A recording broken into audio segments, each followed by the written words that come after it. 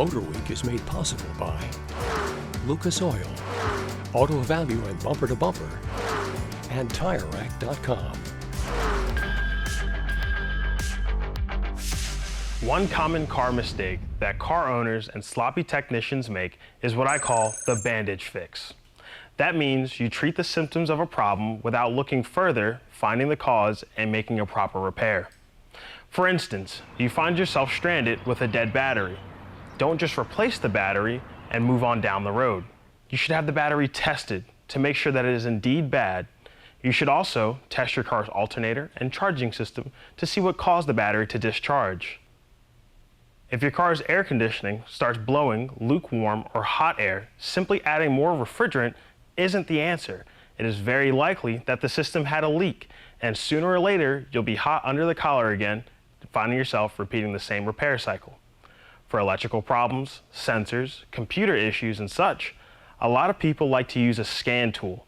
Get a trouble code and replace whatever part the code refers to. Again, this may not solve the problem, and if it does, then you probably just got lucky. The way a scan tool works is you plug it into your OBD or your onboard diagnostics port. This is usually found under the dash of the car in the driver's footwell. Your OBD manual will specify the order, but typically you'll start the car with the OBD and you'll navigate the menus and find the scan option.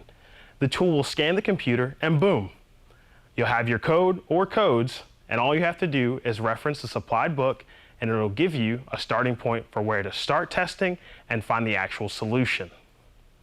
Now, certain codes you may feel comfortable tackling yourself, like checking mass airflow sensors. You never know. You may just need to confirm that the connection is clean and secure, or that your airbox just needs to be sealed.